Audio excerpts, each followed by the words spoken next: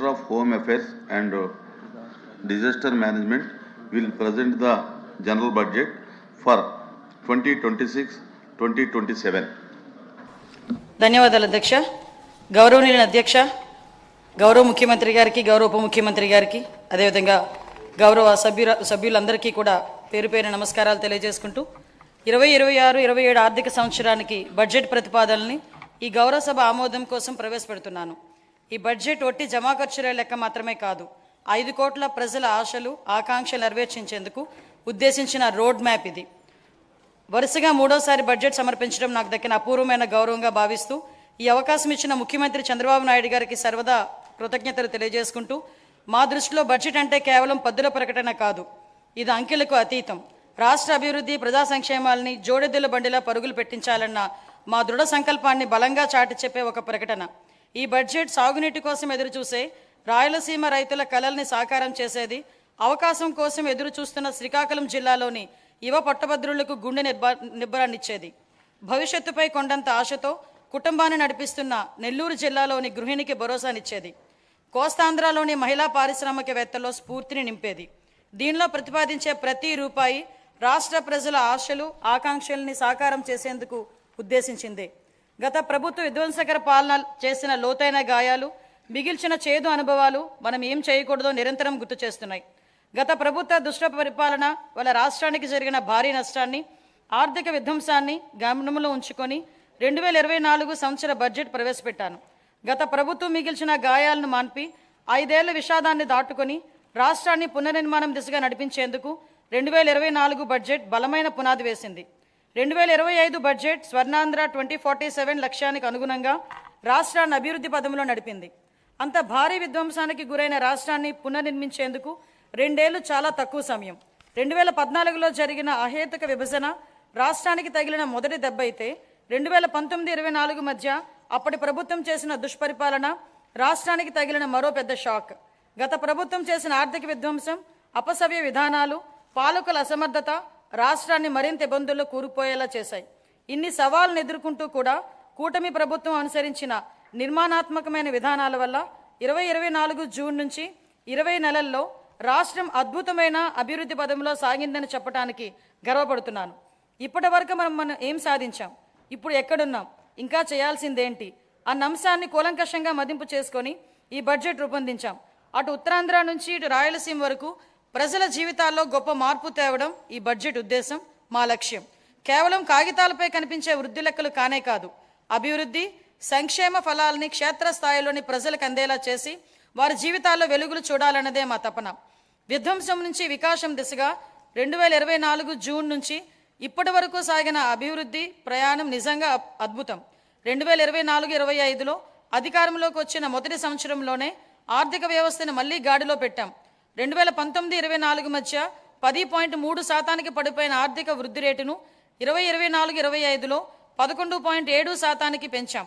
2025-26లో ఎదురైన అనేక భౌగోళిక ఆర్థిక అనిశ్చితులు సృష్టించిన ప్రతికూల ప్రభావాల వల్ల ప్రపంచ ఆర్థిక వ్యవస్థ ఆటుపోట్లు ఎదుర్కొంది. కానీ భారత్ మాత్రం స్థిరంగా నిలబడింది. జమ్మూ కాశ్మీర్లో అమాయకులైన పర్యాటకుల్ని పొట్టన పెట్టుకున్న ఉగ్రవాద మూకలకు ఆపరేషన్ సింధూర్తో భారత ప్రభుత్వం గట్టి జవాబునిచ్చింది. ఉగ్రవాదం, భౌగోళిక రాజకీయ అనిశ్చితులు, శుంకాల యుద్ధంతో తలెత్తిన ఉద్రిక్తతలను భారత్ చలించిందని ప్రధాని నరేంద్ర మోడీ నాయకత్వం ప్రపంచానికి బలమైన సందేశం. వరుసగా మూడోసారి బడ్జెట్ సమర్పించడం నాకు దక్కిన అపూర్వమైన గౌరవం.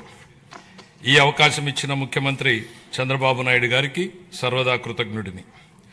మా దృష్టిలో బడ్జెట్ అంటే కేవలం పద్దుల ప్రకటన కాదు, ఇది అంకెలకు అతీతం. రాష్ట్ర అభివృద్ధి, ప్రజా సంక్షేమాల్ని జోడెద్దుల బండిలా పరుగులు పెట్టించాలన్న మా దృఢ సంకల్పాన్ని బలంగా చాటి చెప్పే ఒక ప్రకటన. ఈ బడ్జెట్ సాగునీటి కోసం ఎదురుచూసే రాయలసీమ రైతుల కలల్ని సాకారం చేసేది, అవకాశాల కోసం ఎదురుచూస్తున్న శ్రీకాకుళం జిల్లాలోని యువ పట్టభద్రులకు గుండె నిబ్బరాన్నిచ్చేది, భవిష్యత్తుపై కొండంత ఆశతో కుటుంబాన్ని నడిపిస్తున్న నెల్లూరు గృహిణికి భరోసానిచ్చేది, కోస్తాలోని మహిళా పారిశ్రామికవేత్తలతో స్ఫూర్తిని నింపేది. దీనిలో ప్రతిపాదించే ప్రతి రూపాయి రాష్ట్ర ప్రజల ఆశలు ఆకాంక్షలను సాకారం చేసేందుకు ఉద్దేశించింది. గత ప్రభుత్వ విధ్వంసకర పాలన చేసిన లోతైన గాయాలు, మిగిల్చిన చేదు అనుభవాలు మనం ఏం చేయకూడదో నిరంతరం గుర్తు చేస్తున్నాయి. గత ప్రభుత్వ దుష్పరిపాలన వల్ల రాష్ట్రానికి జరిగిన భారీ నష్టాన్ని, ఆర్థిక విధ్వంసాన్ని గమనంలో ఉంచుకుని 2024 సంవత్సర బడ్జెట్ ప్రవేశపెట్టాను. గత ప్రభుత్వం మిగిల్చిన గాయాలను మాన్పి 5 ఏళ్ల విషాదాన్ని దాటుకుని రాష్ట్రాన్ని పునర్నిర్మాణం చేసే దిశగా నడిపించేందుకు 2024 బడ్జెట్ బలమైన పునాది వేసింది. 2025 బడ్జెట్ స్వర్ణాంధ్ర 2047 లక్ష్యానికి అనుగుణంగా రాష్ట్రాన్ని అభివృద్ధి పథంలో నడిపించింది. అంత భారీ విధ్వంసానికి గురైన రాష్ట్రాన్ని పునర్నిర్మించేందుకు 2 ఏళ్లు చాలా తక్కువ సమయం. 2014లో జరిగిన అహేతుక విభజన రాష్ట్రానికి తగిలిన మొదటి దెబ్బ అయితే 2019-24 మధ్య అప్పటి ప్రభుత్వం చేసిన దుష్పరిపాలన రాష్ట్రానికి తగిలిన మరో పెద్ద షాక్. గత ప్రభుత్వం చేసిన ఆర్థిక విధ్వంసం, అపసవ్య విధానాలు, పాలకుల అసమర్థత రాష్ట్రాన్ని మరింత ఇబ్బందుల్లో కూరుకుపోయేలా చేశాయి. ఇన్ని సవాళ్లను ఎదుర్కొంటూ కూడా కూటమి ప్రభుత్వం అనుసరించిన నిర్మాణాత్మక విధానాల వల్ల జూన్ 24 నుండి ఈ 20 నెలల్లో రాష్ట్రం అద్భుతమైన అభివృద్ధి పథంలో సాగిందని చెప్పడానికి గర్వపడుతున్నాను.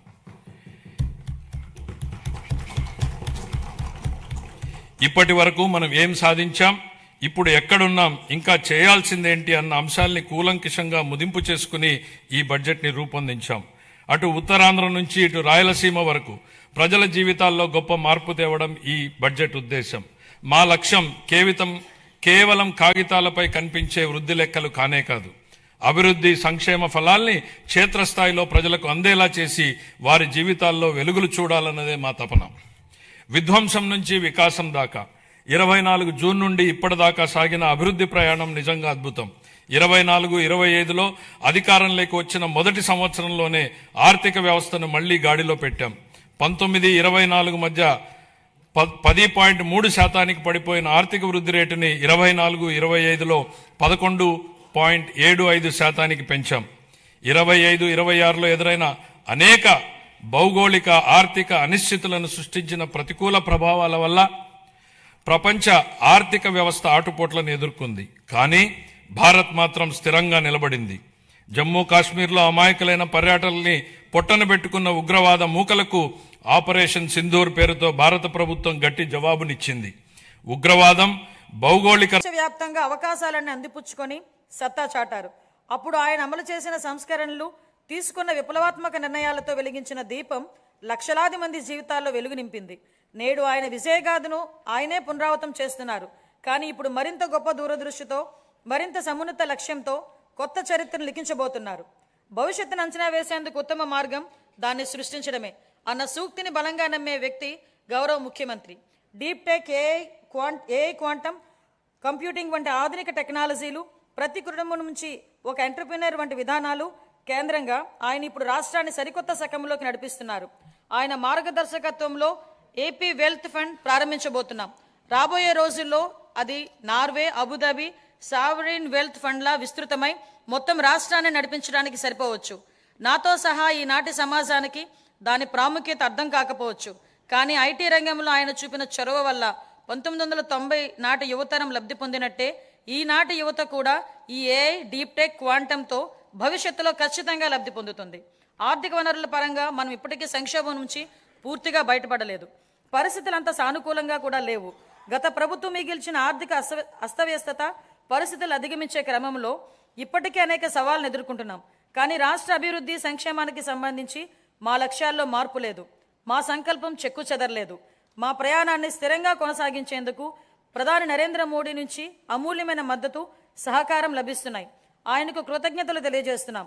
కేంద్ర మంత్రి నిర్మలా సీతారామన్ గారు అందిస్తున్న గొప్ప సహకారం గురించి ప్రత్యేకంగా ప్రస్తావించాలి. కష్టకాలంలో ఆమె రాష్ట్రానికి వెన్నుదన్నుగా నిలబడ్డారు. పోలవరం ప్రాజెక్టుని మళ్లీ గాడిలో పెట్టడం, రాజధాని అమరావతి నిర్మాణాన్ని పునఃప్రారంభించడంలో పూర్తి సహకారం అందించారు. రాయలసీమ గ్లోబల్ హార్టికల్చర్ ప్రాజెక్టుని ముందుకు తీసుకెళ్లేందుకు అవసరమైన తోడ్పాటు అందించారు. గత ప్రభుత్వం ఎడాపెడా చేసిన అప్పుల భారాన్ని తగ్గించుకునేందుకు రుణాల పునర్వ్యవస్థీకరణకు అమూల్యమైన సహకారం అందజేశారు. ఆమెకు హృదయపూర్వక కృతజ్ఞతలు తెలియజేస్తున్నా. 2026-27 సంవత్సరానికి సంబంధించి ఫిబ్రవరి 1న ప్రవేశపెట్టిన కేంద్ర బడ్జెట్ రాష్ట్రానికి ఆశాకిరణంలా కనిపిస్తుంది. దానిలో రాష్ట్ర అభివృద్ధికి అనేక అవకాశాలు కనిపిస్తున్నాయి. తూర్పు కోస్తా పారిశ్రామిక కారిడార్, పర్యాటక కేంద్రాల అభివృద్ధి, ఎలక్ట్రికల్ బస్సుల కొనుగోలుకు పూర్వోదయం పథకం ఉపయోగపడుతుంది. రాయలసీమ గ్లోబల్ హార్టికల్చర్ హబ్గా కూడా వేగంగా రూపుదిద్దుకుంటుంది.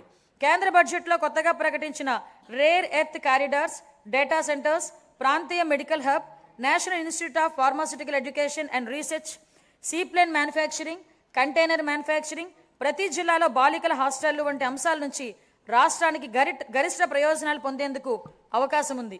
ప్రపంచవ్యాప్తంగా ఇప్పుడు ప్రభుత్వ రంగ ప్రాజెక్టుల్ని పీపీపీ ఛాలెంజ్ విధానాల్లో చేపట్టే ట్రెండ్ నడిపిస్తోంది.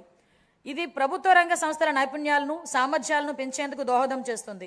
పీపీపీ విధానంలో ప్రైవేట్ రంగానికి ఉన్న అనుభవంతో ప్రభుత్వ ప్రాజెక్టుల్ని మరింత మెరుగ్గా అమలు చేయగలం. ప్రాజెక్టులని వ్యయాలను నిర్ణయించడంలో పారదర్శకతకు, పోటీతత్వానికి పెంచేందుకు ఛాలెంజ్ విధానం దోహదం చేస్తుంది.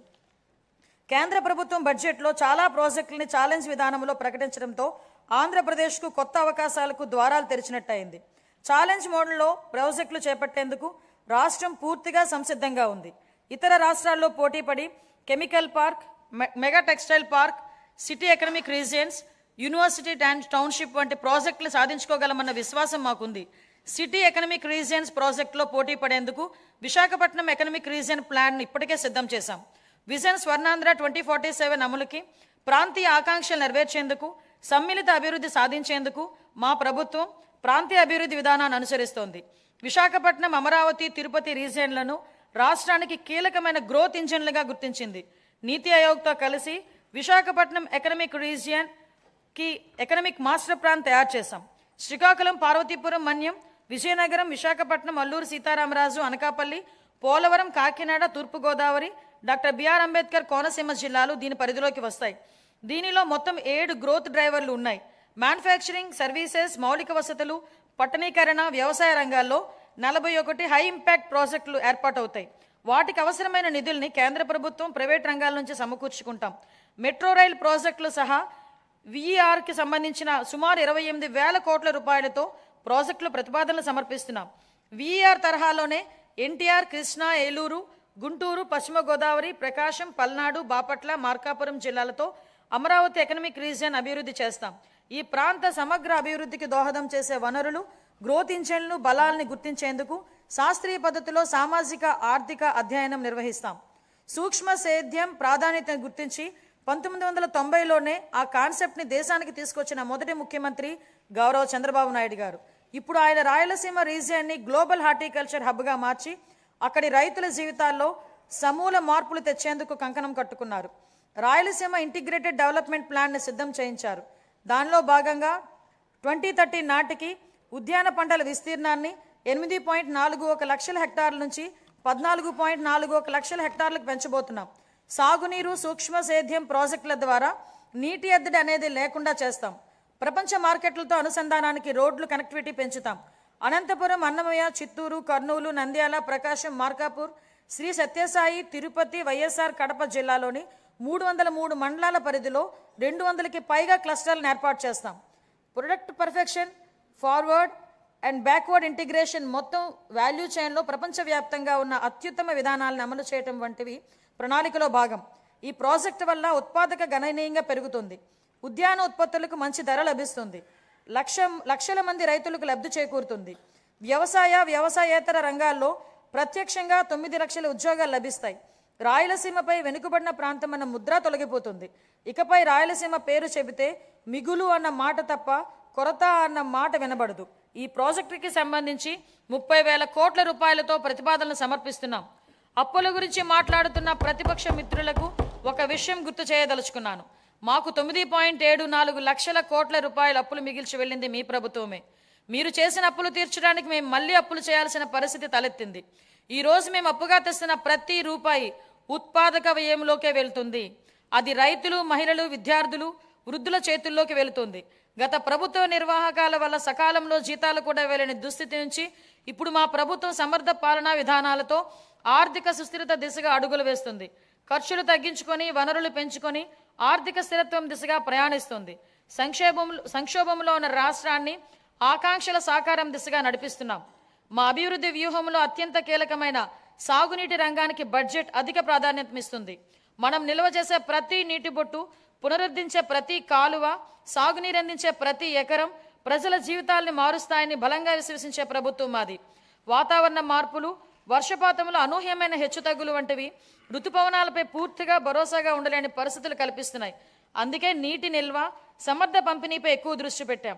కేవలం ప్రాజెక్టులు కడితే సరిపోదు.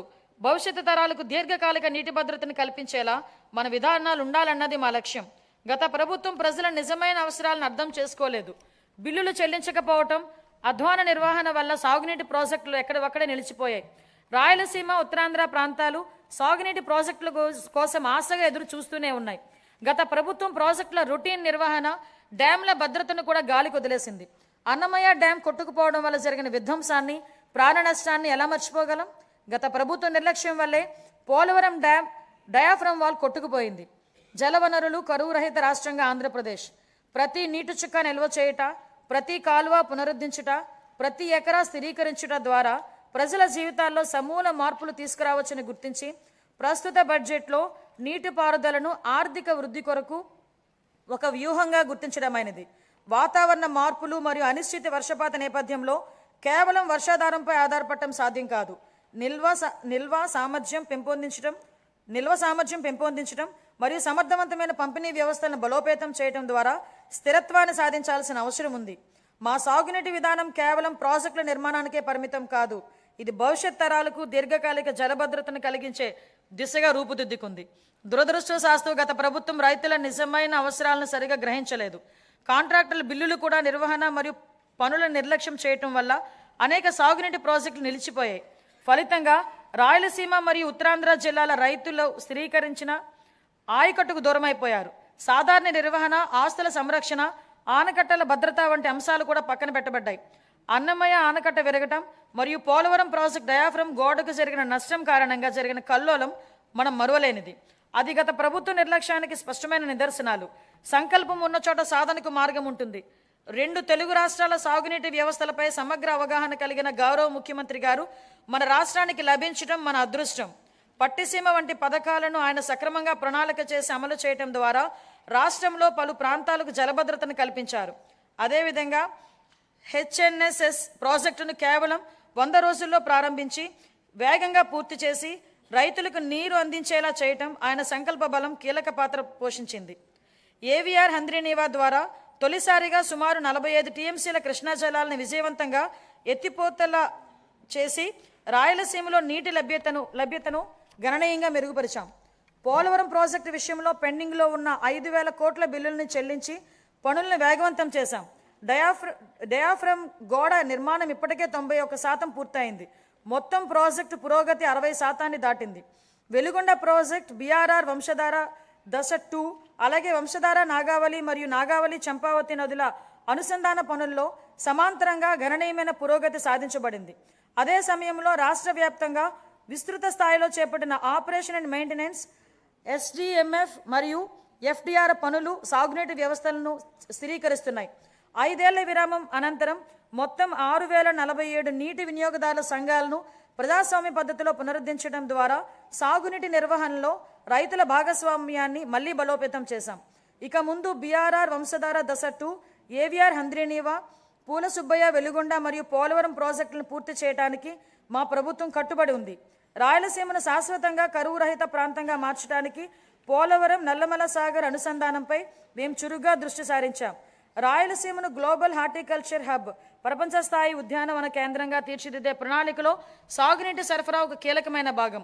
2026-27 ఆర్థిక సంవత్సరానికి గాను జల వనరుల శాఖకు 18,224 కోట్ల రూపాయల కేటాయింపును ప్రతిపాదిస్తున్నాను. వ్యవసాయం, పశుసంవర్ధక, ఉద్యానవనం, మత్స్య సహకార రంగాలు. వ్యవసాయం గాడి తప్పితే మిగతా ఏ రంగానికి సక్రమంగా నడిచే అవకాశమే ఉండదు. ఎంఎస్ స్వామినాథన్ వ్యాఖ్యలు. వ్యవసాయం తప్పితే మరే రంగానికి సరిగా నడిచే అవకాశం ఉండదు. స్వామినాథన్ గారు అన్న మరో మాట. రైతులే సమాజానికి మూల స్తంభాలు. వారు పండించే ఆహారమే ప్రతి కుటుంబానికి మూలాధారం. అందువల్ల రైతుల సంక్షేమమే మా ప్రభుత్వానికి అత్యంత ప్రాధాన్యం. అన్నదాత సుఖీభవ, పిఎం కిసాన్ పథకం ద్వారా 2025-26 ఆర్థిక సంవత్సరంలో 46.86 లక్షల రైతుల కుటుంబాలకు 20,000 రూపాయల చొప్పున పెంచిన ఆర్థిక సహాయాన్ని అందిస్తూ మొత్తం 6,660 కోట్లను విడుదల చేశాము. కొత్తగా అమలు చేసిన GST 2.0 సంస్కరణల ద్వారా వ్యవసాయ మరియు అనుబంధ రంగాలకు సంబంధించిన ఉత్పత్తులు మరియు పరికరాలు, ట్రాక్టర్లపై పన్నుభారం గణనీయంగా తగ్గించబడింది. దీనివల్ల రైతులకు ప్రత్యక్షంగా లాభం చేకూరింది. పశు సంపదకు పొంచి ఉన్న ఆరోగ్యపరమైన ప్రమాదాలను తగ్గించే దిశగా పశు బీమా పథకం అమలుకు మేము నిరంతరం ప్రాధాన్యత ఇస్తున్నాం. పశు వైద్య సేవలను మరింత బలోపేతం చేయడానికి కొత్త పశు వైద్య భవనాల నిర్మాణానికి 20 కోట్లను కేటాయిస్తూ మౌలిక వసతులను విస్తరిస్తున్నాం. అలాగే గత బడ్జెట్లో ప్రత్యేకంగా ప్రస్తావించకపోయినా మా ప్రభుత్వ సంకల్పం ఎంత స్పష్టమో దానికి నిదర్శనం మత్స్యకార సేవలో పథకం అమలు. ఈ పథకం ద్వారా ఆర్థిక సహాయాన్ని 10,000 నుంచి 20,000కు పెంచాము.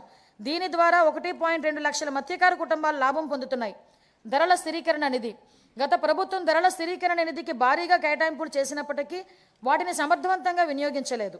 2019-24 మధ్య కాలంలో ధరల స్థిరీకరణ నిధికి 7,500 కోట్లను బడ్జెట్లో కేటాయించినప్పటికీ 5 ఏళ్ల కాలంలో కేవలం 880 కోట్ల రూపాయలను మాత్రమే ఖర్చు చేశారు. అవసరమైన సందర్భాల్లో ప్రభుత్వం ఎంత వేగంగా స్పందించాలనే దానికి మా ప్రభుత్వం ఉదాహరణగా నిలిచింది. ధరల స్థిరీకరణ నిధికి 300 కోట్లను మాత్రమే కేటాయించినప్పటికీ ఒక్క సంవత్సరంలోనే 1,200 కోట్లకు పైగా ఖర్చు చేసి రైతులకు ఉపశమనం కల్పించాం. తోటపూరి మామిడి రైతులు, ఉల్లి రైతులు, కోకో గింజల సాగుదారులు, పొగాకు రైతులు తదితరులకు మద్దతు అందించాం. 2026-27 ఆర్థిక సంవత్సరానికి గాను ధరల స్థిరీకరణ నిధికి 500 కోట్ల రూపాయల కేటాయింపును ప్రతిపాదిస్తున్నాం. సహకార రంగం. పదవీ బాధ్యతలు స్వీకరించినప్పటి నుండి సహకార రంగాన్ని పునరుద్ధరించేందుకు మా ప్రభుత్వం కట్టుబడి పనిచేస్తుంది. ఆప్కాబ్, DCCBలు, PACSలతో కూడిన 3 అంచెల సహకార వ్యవస్థను బలోపేతం చేయడం ద్వారా గ్రామీణ ఆర్థిక వ్యవస్థకు మరింత బలం చేకూర్చాం. 2025-26 ఆర్థిక సంవత్సరంలో 53.2 లక్షల సభ్యులకు సేవలు అందిస్తూ 7,600 కోట్లకు పైగా వ్యవసాయ రుణాలను మంజూరు చేశాయి. ముఖ్యమైన సాధనగా మొత్తం 2,021 ప్యాకులను డిజిటలైజ్ చేయగా వాటిలో 2,017 సంఘాలు ఈప్యాక్గా కార్యక్రమాలు నిర్వహిస్తున్నాయి. దీనివల్ల సేవలు అందించడంలో ఆలస్యం గణనీయంగా తగ్గి పారదర్శకత పెరిగింది. 2026-27 ఆర్థిక సంవత్సరానికి గాను వ్యవసాయ మరియు అనుబంధ రంగాలకు 13,598 కోట్ల రూపాయలు కేటాయింపును ప్రతిపాదిస్తున్నాను. వ్యవసాయ బడ్జెట్ను సమర్పించే సందర్భంగా ఇందుకు సంబంధించిన వివరాలు నా సహచర మంత్రి గారు సభకు సమగ్రంగా తెలియజేస్తారు. పాఠశాల విద్య, ఉన్నత విద్య, నైపుణ్యాభివృద్ధి, ఉపాధి మరియు శిక్షణ. విద్యను ఉద్దేశించే నెల్సన్ మండే గారి మాటల్లో ప్రపంచాన్ని మార్చడానికి మీరు ఉపయోగించగల అత్యంత శక్తివంతమైన ఆయుధం విద్య. విద్య అనేది కేవలం భవనాలు, పాఠ్య ప్రణాళికలు లేదా పరీక్షలకే పరిమితం కాదు. తన బిడ్డ మంచి భవిష్యత్తును సాధిస్తాడనే నమ్మకంతో ఉన్న తల్లి కళ్ళల్లో కనిపించే ఆశయ విద్య. గ్రామీణ ప్రాంతానికి చెందిన ఒక విద్యార్థి వైద్యుడు, ఇంజనీరు, ఉపాధ్యాయుడు లేదా ఒక సివిల్ సర్వెంట్ కావాలని కలలు కనే సంకల్పమే విద్య. మా ప్రభుత్వం విద్యను కేవలం పరిపాలనా బాధ్యతగా కాకుండా ఒక నైతిక కట్టుబాటుగా పరిగణిస్తుంది. మా దృష్టిలో పాఠశాలలు నిర్మించడం అంటే భవిష్యత్తును నిర్మించడం. శ్రీ నారా లోకేష్ గారి నాయకత్వంలో మన రాష్ట్రంలో విద్యా దృక్పథం లక్ష్య సాధన దిశగా దృష్టి సారిస్తోంది. పిల్లలు గ్లోబల్ స్థాయిలో పోటీ పడగల నైపుణ్యాలతో సిద్ధమవుతున్నారు. 2019-24 మధ్య కాలంలో ప్రభుత్వ విద్యా వ్యవస్థ తీవ్రమైన విద్యా మరియు సంస్థాగత వెనుకబాటుకు గురైంది. సమగ్ర ప్రణాళిక లేకుండా చేపట్టిన సంస్కరణలు గందరగోళాన్ని సృష్టించాయి. తొందరపాటు నిర్ణయంతో 1000 పాఠశాలను CBSE విధానానికి మార్చడం వల్ల సుమారు 90% విద్యార్థులు ఉత్తీర్ణత కాలేకపోయారు. ఉపాధ్యాయుల సన్నద్ధత లేకపోవటం, టోఫెల్ కార్యక్రమం విఫలమైంది. అమలు సాధ్యాసాధ్యాలు పరిగణలోకి తీసుకోకుండా ప్రతిపాదించిన IB పాఠ్య ప్రణాళికపై ప్రజాధనం వృధా అయింది. నాడు నేడు కార్యక్రమంలో పరిపాలనా వైఫల్యం కారణంగా 7,876 కోట్ల విలువైన మౌలిక సదుపాయాల పనులు అసంపూర్తిగా మిగిలిపోయాయి. జూన్ 2024 నుంచి మా ప్రభుత్వం విద్యారంగంలో సమగ్ర ఫలితాలపై దృష్టి కేంద్రీకరించిన సంస్కరణలు ప్రారంభించింది. తల్లికి వందనం, మనబడి మన భవిష్యత్, డొక్కా సీతమ్మ మధ్యాహ్న భోజన పథకం, పారిశుద్ధ్యము మరియు నిర్వహణ నిధులు, పాఠ్య ప్రణాళిక మార్పులు, డిజిటల్ లెర్నింగ్, ఉపాధ్యాయుల సామర్థ్య వృద్ధి, పరిపాలన పునర్వ్యవస్థీకరణ వంటి ప్రధాన కార్యక్రమాల ద్వారా అభ్యసన సామర్థ్యాలను, ఫలితాలను మరియు గ్లోబల్ పోటీతత్వాన్ని మెరుగుపరచడంపై దృష్టి సారించాం. లెర్నింగ్ ఎక్సలెన్స్ ఇన్ ఆంధ్రప్రదేశ్ కింద KG to PG విద్యా సంస్కరణ నమూనాను ప్రారంభించాం. సూపర్ 6 కార్యక్రమంలో భాగంగా 2025-26లో ప్రవేశపెట్టిన తల్లికి వందనం పథకం కింద ప్రతి విద్యార్థికి సంవత్సరానికి 15,000 రూపాయల చొప్పున అందజేసి 67.27 లక్షల మంది విద్యార్థులకు లాభం చేకూర్చాం. పరిపాలనా పారదర్శకతను, మెగా పేరెంట్ టీచర్ సమావేశాలు, పాఠశాల స్టార్ రేటింగ్ వ్యవస్థ, సమాజ భాగస్వామ్యం ద్వారా బలోపేతం చేశాం. అనేక సంవత్సరాలుగా వేలాది ఉపాధ్యాయ పోస్టులు ఖాళీగా ఉండేవి. మెగా డిఎస్సి 2025 ద్వారా నోటిఫై చేసిన 16,347 పోస్టుల్లో 15,941 ఉపాధ్యాయుల పోస్టులు విజయవంతంగా భర్తీ చేశాం. ఉపాధి, గౌరవం మరియు అవకాశాలు సృష్టించినప్పుడే వృద్ధికి అర్థం ఉంటుంది. భవిష్యత్ ఉపాధి అవసరాలకు అనుగుణంగా సమగ్ర నైపుణ్యాభివృద్ధి వ్యవస్థను రూపొందిస్తున్నాం. విద్య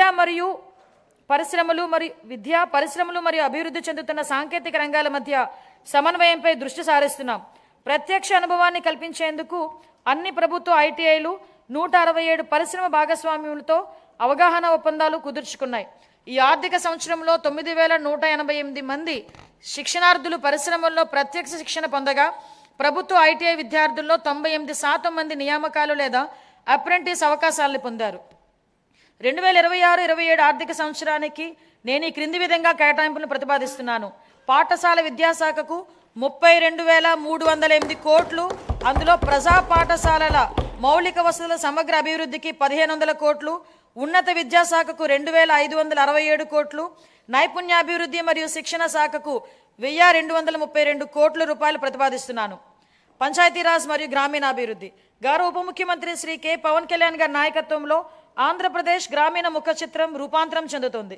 2025-26 ఆర్థిక సంవత్సరంలో 3.44 లక్షల ఎన్నికైన ప్రజాప్రతినిధులు మరియు కార్యనిర్వాహకులకు శిక్షణ ఇవ్వడం ద్వారా ఆంధ్రప్రదేశ్ దేశవ్యాప్తంగా ప్రథమ స్థానాన్ని సాధించింది.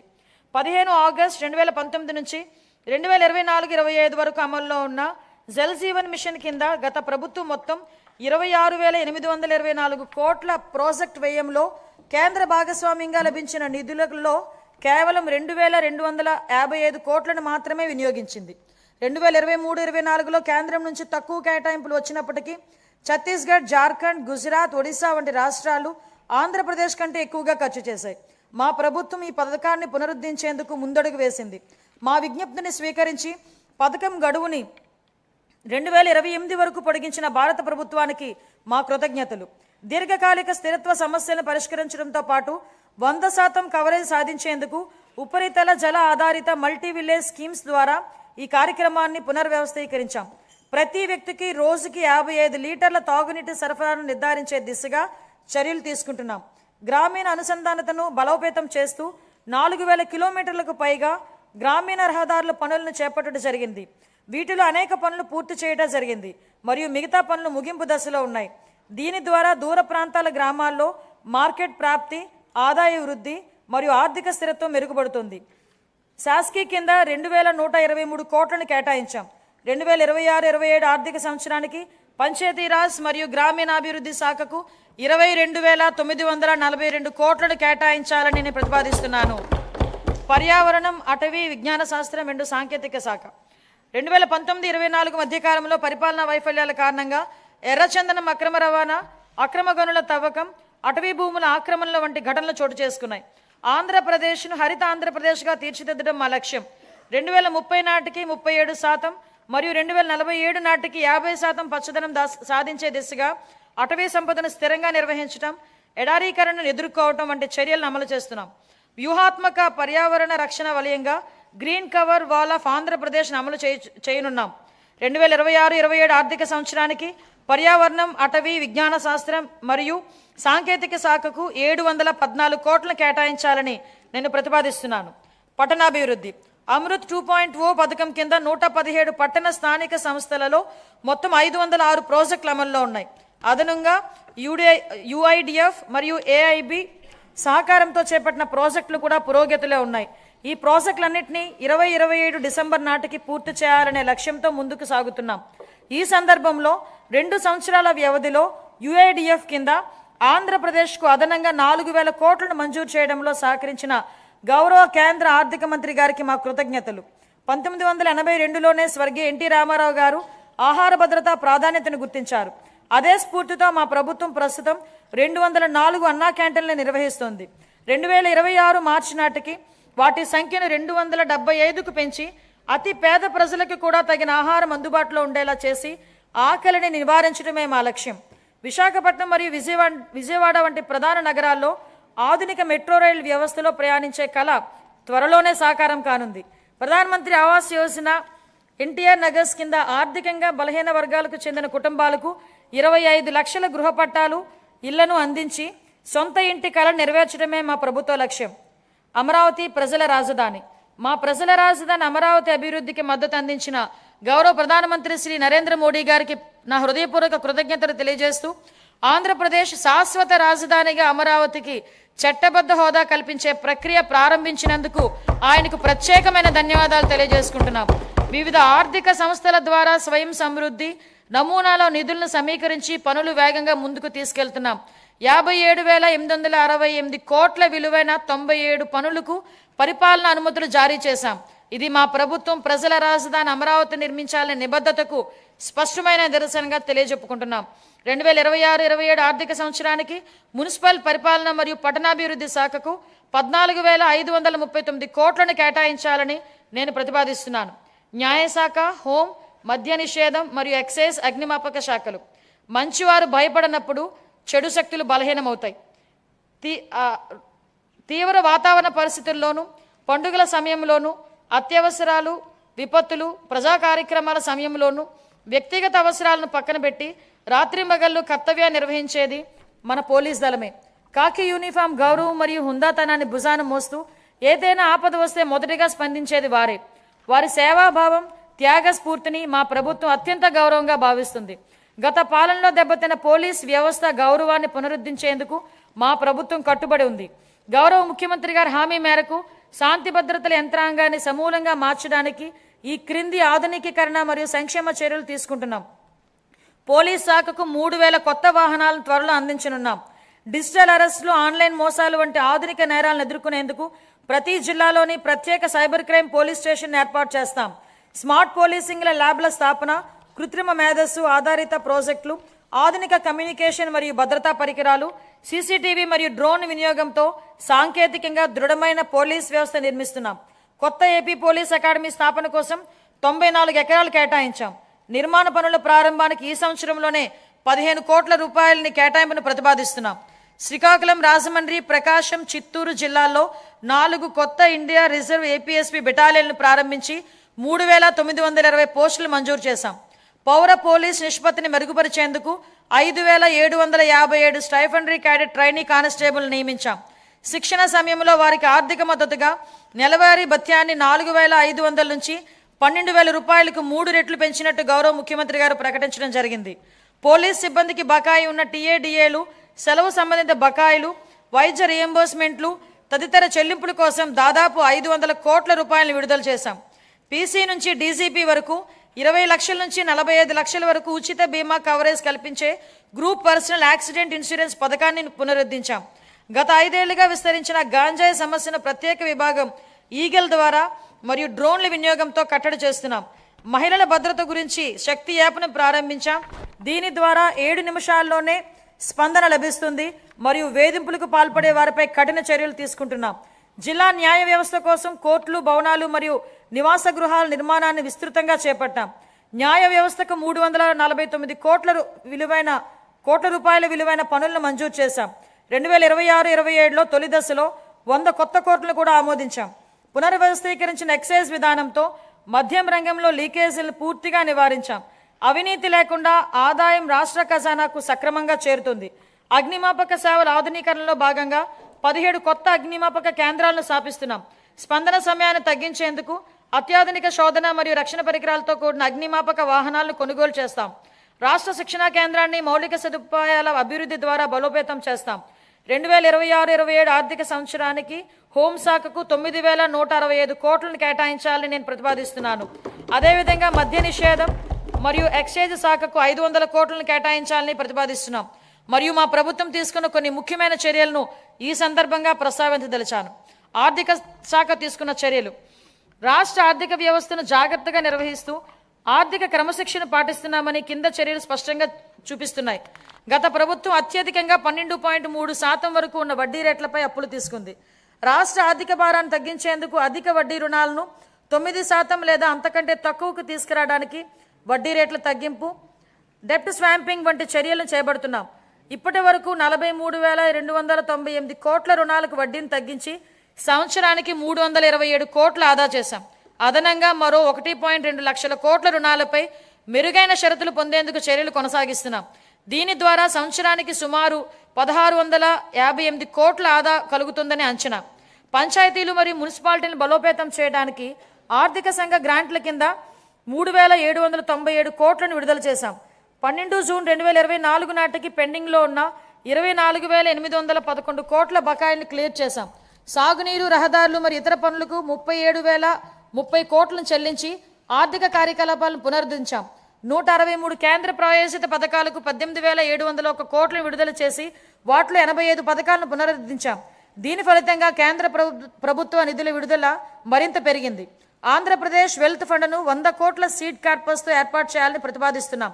దేశవ్యాప్తంగా ఉన్న అవకాశాలలో పెట్టుబడులు పెట్టేందుకు ప్రైవేట్ ఈక్విటీ పెట్టుబడిదారులను ఆహ్వానించి రాష్ట్రానికి సంపద సృష్టించే దిశగా ముందుకు కొనసాగుతున్నాం.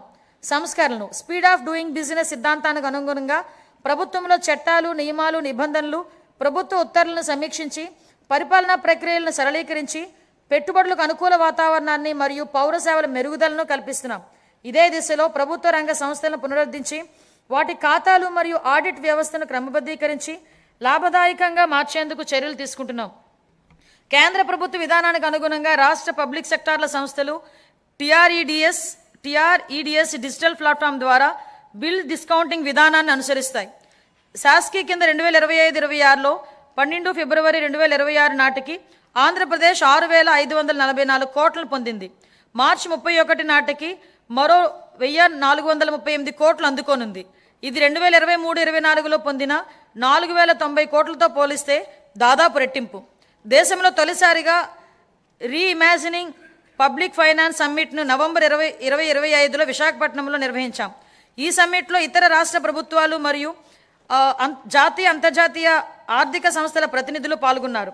2 రోజుల చర్యల ఫలితంగా ఏపీ లాజిస్టిక్ కార్పొరేషన్ స్థాపనకు దారితీసింది. అలాగే పబ్లిక్ సెక్టార్లో వినూత్న ఆర్థిక నమూనాల ద్వారా ప్రైవేట్ పెట్టుబడులను ఆకర్షించే మార్గాలు ఏర్పడ్డాయి. భవిష్యత్ విధానాలు జూన్ 2024 నుంచి రాష్ట్రాన్ని ప్రపంచ స్థాయి పోటీతత్వంతో ముందుకు తీసుకెళ్లేందుకు 26 పునర్వ్యవస్థీకరించిన విధానాలను ప్రవేశపెట్టాం. వాటిలో ముఖ్యమైనవి ఆంధ్రప్రదేశ్ పారిశ్రామిక అభివృద్ధి విధానం 4.0, ఆంధ్రప్రదేశ్ ఎంఎస్ఎంఈ పారిశ్రామికవేత్తల అభివృద్ధి విధానం 4.0, ఆంధ్రప్రదేశ్ సమగ్ర స్వచ్ఛ ఇంధన విధానం, ఆంధ్రప్రదేశ్ ఆవిష్కరణ మరియు స్టార్టప్ విధానం, ఆంధ్రప్రదేశ్ పర్యాటక విధానం. ఈ విధానాలు ఆంధ్రప్రదేశ్ను పెట్టుబడులకు అనుకూలమైన, స్థిరమైన మరియు సమగ్ర అభివృద్ధి సాధించే రాష్ట్రంగా తీర్చిదిద్దే దిశగా ముందుకు తీసుకెళ్తాయి. పరిశ్రమలు, మౌలిక సదుపాయాలు మరియు పెట్టుబడులు, సమాచార సాంకేతికం, ఎలక్ట్రానిక్స్ మరియు కమ్యూనికేషన్స్, ఆవిష్కరణలు మరియు భవిష్యత్ సంసిద్ధత. నేడు కృషి చేసిన వారిదే రేపటి భవిష్యత్, నేటి పెట్టుబడే రేపటి ఉపాధి అని మేము విశ్వసిస్తున్నాం.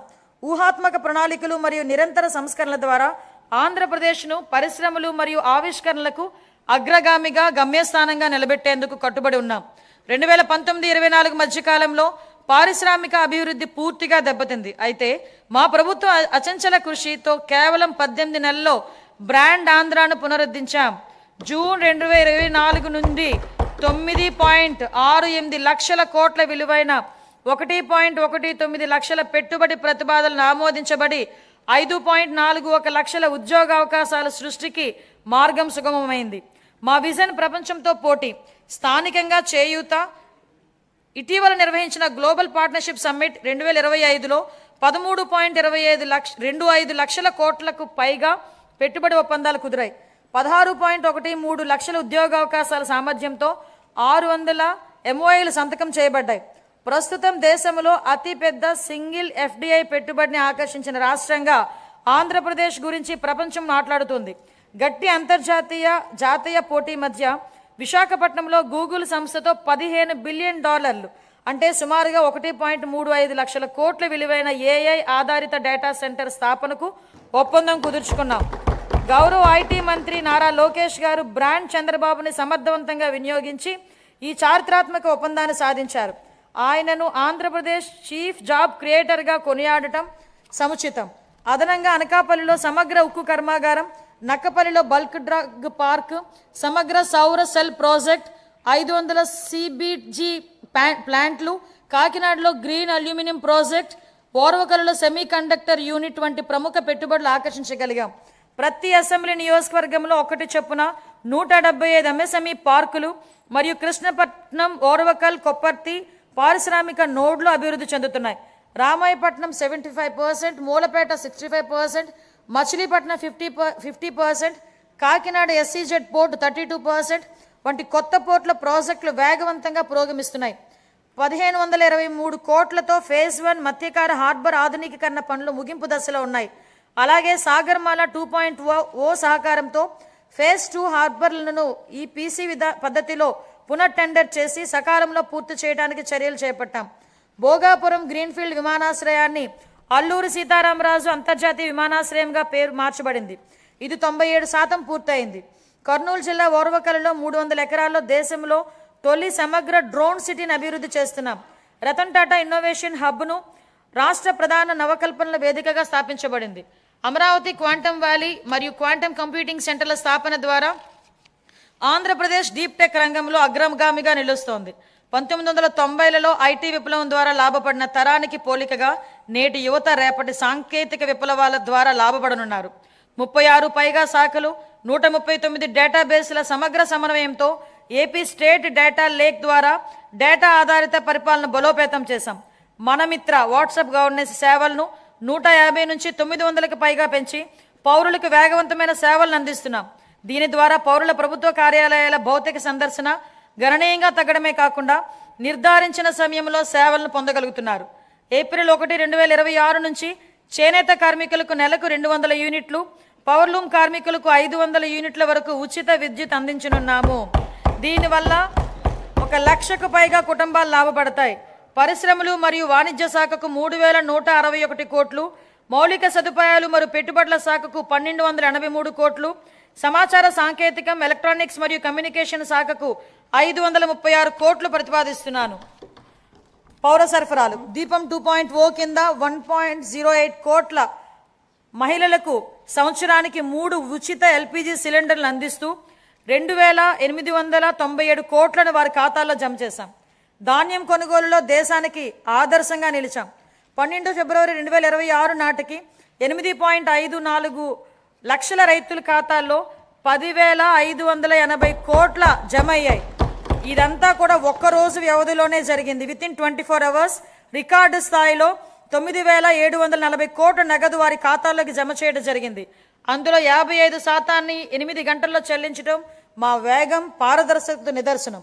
2026-27లో పౌర సరఫరాల శాఖకు 3,821 కోట్లు ప్రతిపాదిస్తున్నాం. సామాజిక సంక్షేమం, గిరిజన, బీసీ, మైనార్టీల సంక్షేమం. అభివృద్ధి అంటే కేవలం భవనాలు కాదు, గౌరవప్రదమైన జీవనమే అసలైన అభివృద్ధి. గౌరవనీయ ముఖ్యమంత్రి గారి హృదయానికి అత్యంత సన్నిహితమైన అంశం సంక్షేమం. సంక్షేమం అనేది కేవలం దాతృత్వం కాదని, అది సమానత్వం, గౌరవం మరియు సామాజిక న్యాయం పట్ల ప్రభుత్వానికి ఉన్న అంకిత భావం అని ఆయన బలంగా నమ్ముతారు. సంక్షేమ కార్యక్రమాలని స్వర్ణాంధ్ర 2047 లక్ష్యాలతో అనుసంధానిస్తూ విద్య, ఆదాయ భద్రత మరియు ఆత్మగౌరవమే కేంద్ర బిందువుగా ఆయన పాలన సాగిస్తున్నారు. ఎన్టీఆర్ భరోసా పెన్షన్ల పంపిణీ. రాష్ట్ర సంక్షేమ చరిత్రలో ఎన్టీఆర్ భరోసా పెన్షన్ల పంపిణీ ఒక మైలురాయి. లక్షలాది కుటుంబాలకు పెద్ద కొడుకులా గౌరవనీయ ముఖ్యమంత్రి గారు స్వయంగా లబ్ధిదారుల ఇళ్లకు వెళ్లి పెన్షన్లు అందజేస్తూ వారికి భరోసా కల్పిస్తున్నారు. దేశంలో మరెక్కడా లేని విధంగా డీబీటీ ద్వారా 4,000 నుంచి 15,000 రూపాయల వరకు పెన్షన్లు అందిస్తున్న ఏకైక రాష్ట్రం ఆంధ్రప్రదేశ్.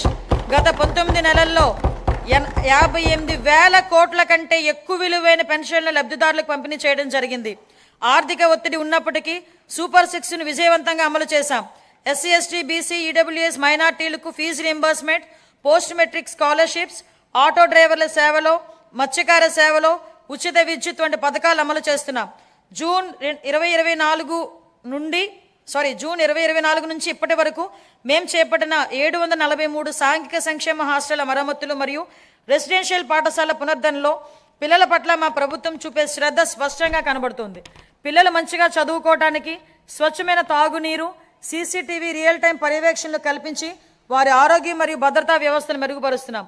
వీరికి మరింత సౌకర్యాల కల్పనకు హాస్టళ్లు మరియు రెసిడెన్షియల్ పాఠశాలల నేను 300 కోట్లు కేటాయించాలని ప్రతిపాదిస్తున్నా. 2025-26 మధ్యకాలంలో వివిధ పథకాల ద్వారా మైనార్టీల సంక్షేమం గురించి 3,766 కోట్ల రూపాయలు ఖర్చు చేశాం. చాలా కాలం క్రితం మూలన పడిన ప్రధానమంత్రి జన్ వికాస్ కార్యక్రమను పునరుద్ధరించాం. 3 సంవత్సరాలుగా నిద్రాణంగా ఉన్న రాష్ట్ర వక్ఫ్ బోర్డును మేము పునరుద్ధరించాం. మైనార్టీలకు ఆర్థిక సహాయంలో భాగంగా ఇమాములకు గౌరవ వేతనం 10,000 రూపాయలు, మౌజములకు 5,000 రూపాయలు, పాస్టర్లకు 5,000 రూపాయలు మరియు చదువులో వెనుకబడిన విద్యార్థుల ఎంట్రన్స్ కోచింగ్ వంటి కార్యక్రమాల ద్వారా మా ప్రభుత్వం రాష్ట్ర వ్యాప్తంగా మైనార్టీ వర్గాల విద్యా పురోగతి, ఆర్థిక సాధికారత మరియు సామాజిక అంశాలపై దృష్టి సారించింది. ఉన్నత విద్య మరియు వృత్తి విద్యను అభ్యసించే బీసీ విద్యార్థులకు పూర్తి ట్యూషన్ ఫీజు రియంబర్స్మెంట్, అలాగే పోస్ట్ మెట్రిక్ విద్యార్థులకు నిర్వహణ భత్యం ఇవ్వబడుతుంది. మేము కలిగిత కార్మికులకు మద్యం దుకాణాల్లో 10% రిజర్వేషన్లు కల్పించాం. నాయి బ్రాహ్మణుల సెలూన్లకు ఉచిత విద్యుత్తులను నెలకు 200 యూనిట్లు పెంచాం.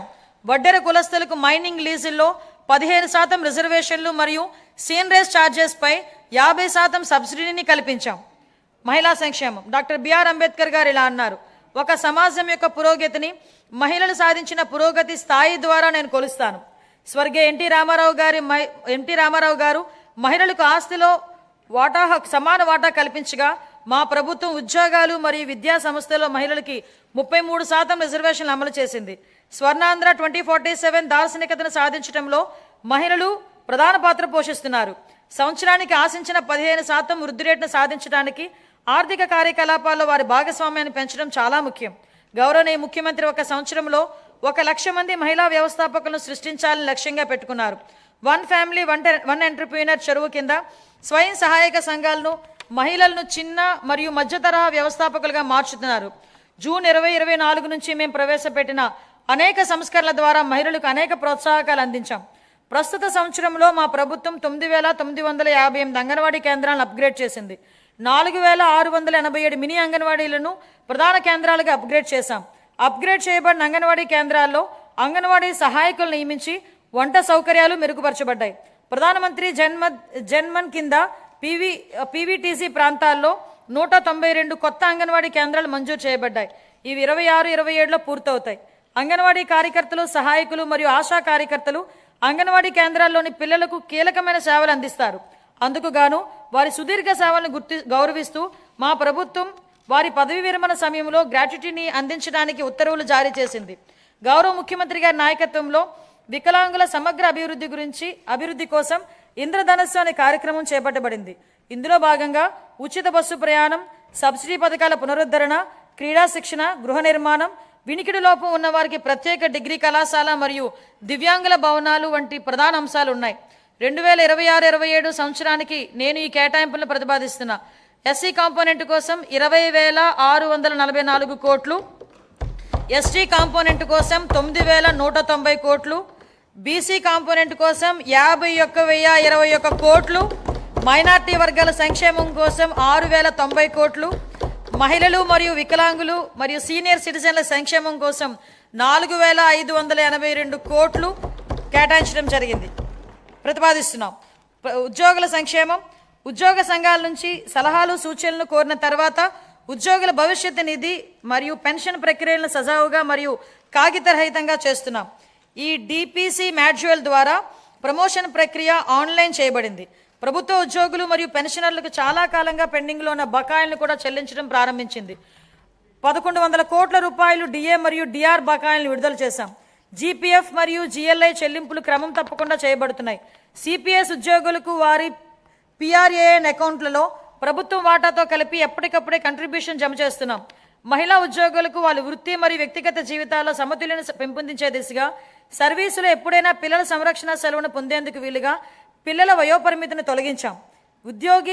ఉద్యోగి ప్రమాదవశాత్తు మరణించిన సందర్భంలో ప్రభుత్వ నిబంధనలకు మించి వారికి బీమా ప్రయోజనం అందించడానికి రాష్ట్ర ప్రభుత్వం జీతం ప్యాకేజ్ కింద మా ప్రభుత్వం బ్యాంకులతో ఒప్పందం కుదుర్చుకుంది. మా ప్రభుత్వం వివిధ కేటగిరీల్లో 30,607 ప్రభుత్వ ఉద్యోగాలను భర్తీ చేసింది. గత ప్రభుత్వ హయాంలో బకాయిలు చెల్లించిన కారణంగా ఆరోగ్య వ్యవస్థలు ఇబ్బందులు ఎదుర్కొన్నాయి. దీనితో చాలా కుటుంబాలపై ఆర్థిక భారం మోపబడి ఆర్థికంగా, మానసికంగా చాలా బాధపడ్డారు. గత ప్రభుత్వం ఆరోగ్య రంగానికి చెల్లించాల్సిన 6,486 కోట్ల రూపాయల బకాయిలను చెల్లించకుండా వదిలివేసింది. వీటిలో ఎక్కువ భాగం మా ప్రభుత్వం చెల్లించి ప్రజలకు ప్రభుత్వం మీద విశ్వాసం కల్పించింది. వ్యాధి చికిత్స కన్నా నివారణే ముఖ్యమని మేము నమ్ముతున్నాం. నివారణ వలన ఆరోగ్య అవసరాలపై జేబులోంచి ఖర్చును గణనీయంగా తగ్గిస్తుంది. మా ప్రభుత్వం అధికారం చేపట్టిన తరువాత పౌరుడిని ఆరోగ్య సంరక్షణ కేంద్రంగా ప్రాజెక్ట్ సంజీవిని చేపట్టింది. కుప్పంలో సిటిజన్ హెల్త్ స్క్రీనింగ్ పైలట్ కింద 41 రోగ నిర్ధారణ పరీక్షలను కవర్ చేసి 63,867 మంది వ్యక్తులను పరీక్షించింది. 6,300 కంటే ఎక్కువ హై రిస్క్ కేసులను గుర్తించి వాటిని ప్రాజెక్ట్ సంజీవనికి అనుసంధానించింది. 2026-27 సంవత్సరానికి ఆరోగ్య, వైద్య మరియు కుటుంబ సంక్షేమ శాఖకు 19,306 కోట్లు కేటాయించాలని నేను ప్రతిపాదిస్తున్నాను. కార్మిక శాఖ. కేంద్ర ప్రభుత్వం ప్రవేశపెట్టిన కార్మిక సంస్కరణలకు అనుగుణంగా మా ప్రభుత్వం పాత చట్టాలను సమీకరించి నూతన కార్మిక కోడ్స్ను అమలు చేసింది. కార్మికుల సంక్షేమాన్ని మరింత బలోపేతం చేయడానికి కొత్త ఈఎస్ఐ వైద్య సేవా సదుపాయాలను ప్రారంభిస్తున్నాం. విజయనగరం, గుంటూరు, నెల్లూరు జిల్లాలో 100 పడకల ఆసుపత్రులు, కర్నూలు, శ్రీ సిటీ, అచ్యుతాపురం, శ్రీకాకుళం జిల్లాలో 30 పడకల ఆసుపత్రులు ఏర్పాటు చేయబడుతున్నాయి. తిరుపతి ఈఎస్ఐ ఆసుపత్రిని 50 పడకల నుంచి 100 పడకలకు విస్తరించడం ద్వారా రాయలసీమ ప్రాంతంలో ద్వితీయ శ్రేణి వైద్య సేవల అందుబాటు గణనీయంగా మెరుగుపడింది. 2026-27 ఆర్థిక సంవత్సరానికి కార్మిక శాఖకు 735 కోట్ల రూపాయలను కేటాయించాలని నేను ప్రతిపాదిస్తున్నాను. గృహ నిర్మాణం. 2019-24 మధ్యకాలంలో గృహ నిర్మాణ పథకాల కోసం కేటాయించిన సుమారు 3,300 కోట్లను ఇతర ప్రయోజనాలకు మళ్లించారు. జూన్ 2024 నుంచి ఆ నిధులను గృహ నిర్మాణానికి వినియోగించి 3 లక్షల ఇళ్ల నిర్మాణాన్ని పూర్తి చేశాం. సుమారు 6 లక్షల లబ్ధిదారులపై ఆర్థిక భారం తగ్గించేందుకు ఎస్సీ, బీసీ వర్గాలకు అదనంగా 50,000 రూపాయలు, ఎస్టీలకు 75,000 రూపాయలు, పీవీటీసీలకు ₹1,00,000 ఆర్థిక సహాయం అందిస్తున్నాం. వచ్చే సంవత్సరంలో మరో 6 లక్షల ఇళ్ల నిర్మాణం పూర్తి చేయాలని లక్ష్యంగా పెట్టుకున్నాం. అలాగే అర్హులైన ప్రతి కుటుంబానికి PMAY గ్రామీణ పథకం కింద ఇళ్లను మంజూరు చేస్తున్నాం. 2026-27 కోసం గృహ నిర్మాణ శాఖకు 6,357 కోట్లను కేటాయించాలని ప్రతిపాదిస్తున్నాను. ఎనర్జీ. ఆధునిక అభివృద్ధి ఎనర్జీ ప్రాణాధారం. ఎనర్జీ భద్రత అంటే ఆర్థిక భద్రత. వ్యవసాయం, పరిశ్రమలు, సేవారంగం, విద్య, ఆరోగ్యం ప్రతి రంగం విశ్వసనీయమైన అందుబాటు ధరలలో విద్యుత్తుపై ఆధారపడి ఉంది. గత పాలనలో PPL నష్టవ్యస్తంగా రద్దు చేయడం వల్ల అధిక ధరల విద్యుత్ కొనుగోలు చేయాల్సి వచ్చి ట్రూఅప్ ఛార్జీల రూపంలో ప్రజలపై భారంగా మారింది. మా ప్రభుత్వం సరియైన విద్యుత్ కొనుగోలు విధానాలు, స్వీయ ఉత్పత్తి పెంపు ద్వారా ఈ రంగాన్ని స్థిరీకరించి ఫలితంగా టారిఫ్ సవరణలు చేసి లబ్ధిని వినియోగదారులకు అందించగలిగాం. ప్రస్తుత సంవత్సరంలో వ్యవసాయ విద్యుత్ సబ్సిడీగా 11,000 కోట్లకు పైగా విడుదల చేసి 22.5 లక్షల రైతులకు లబ్ధి చేకూర్చాం.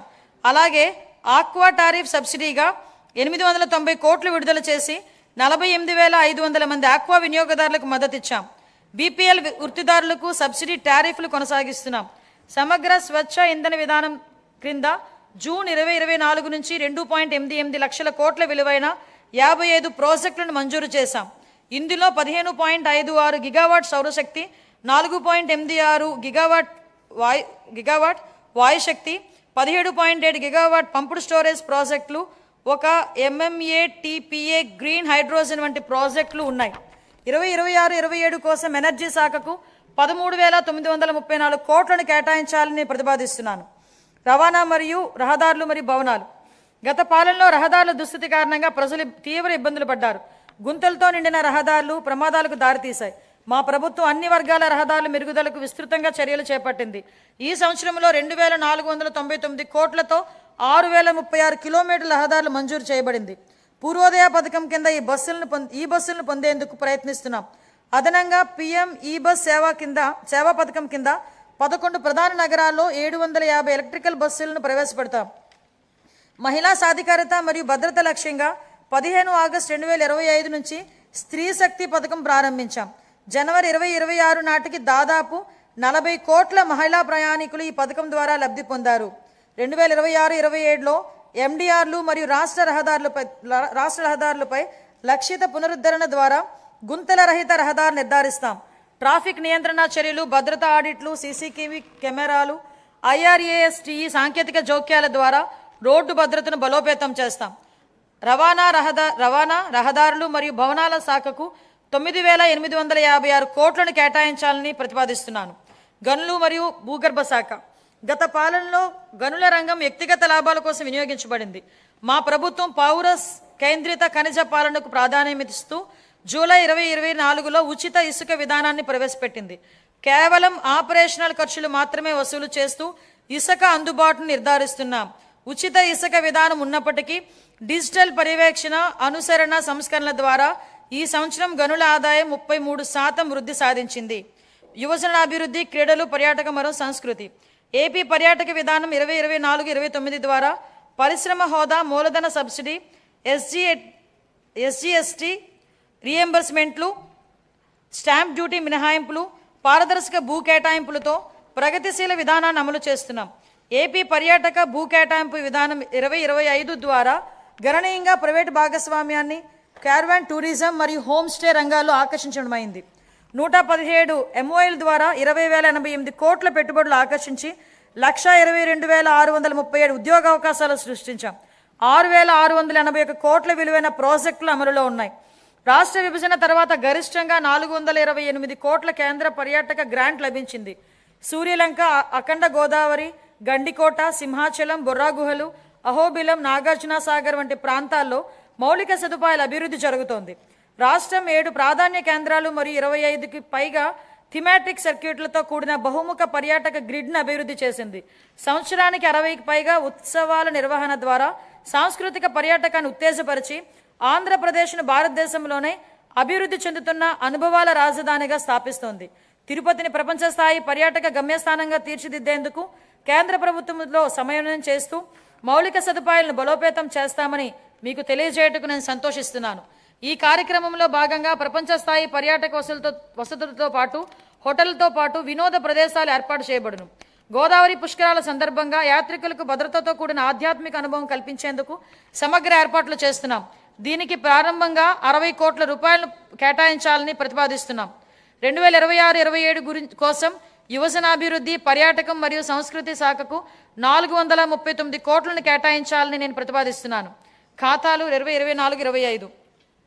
ఆంధ్రప్రదేశ్ రాష్ట్రానికి సంబంధించిన ఆర్థిక లెక్కలను కంట్రోలర్ అండ్ ఆడిటర్ జనరల్ పరిధిలోని అకౌంటెంట్ జనరల్ కార్యాలయం వారు ఖరారు చేసిన ప్రకారం 2024-25 ఆర్థిక సంవత్సరానికి ఆదాయ లోటు 60,285 కోట్లు, ఆర్థిక లోటు 81,362 కోట్లుగా నమోదయ్యాయి.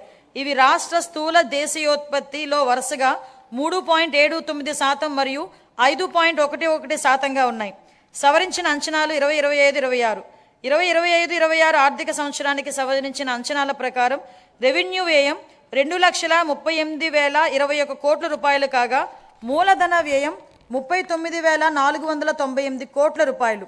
రెవెన్యూ లోటు సుమారు 41,118 కోట్ల రూపాయలు కాగా ఇదే కాలానికి ద్రవ్య లోటు సుమారు 80,567 కోట్ల రూపాయలుగా ఉంది.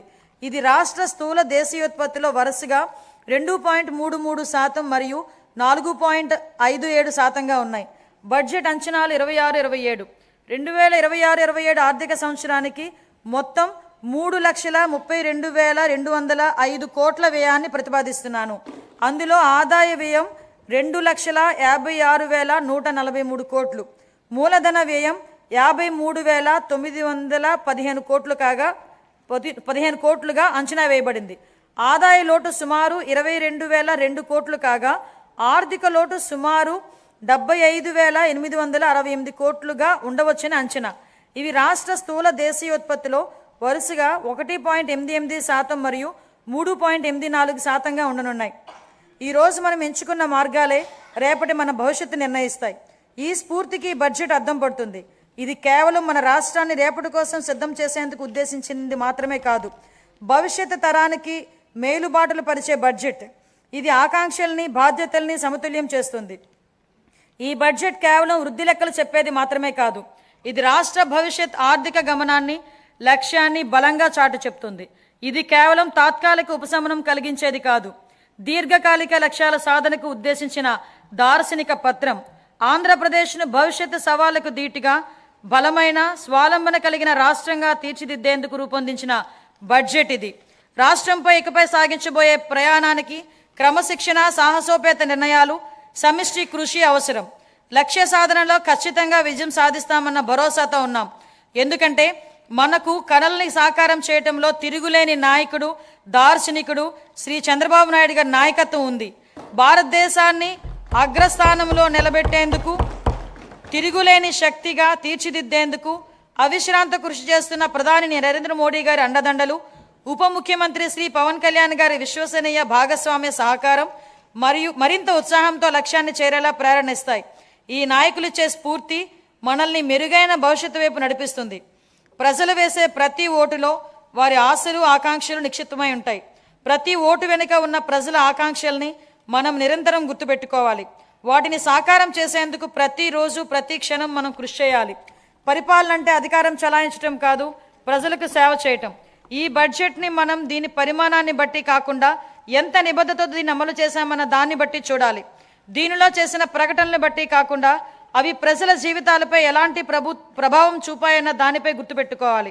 ప్రజలు మాపై ఉంచిన అచంచల విశ్వాసానికి కృతజ్ఞతలు తెలియజేస్తూ, వారి సేవ చేసే భాగ్యాన్ని మాకు కల్పించినందుకు ధన్యవాదాలు తెలియజేస్తూ ఈ బడ్జెట్ను గౌరవ సభ ఆమోదం గురించి సమర్పిస్తున్నాం. జై హింద్.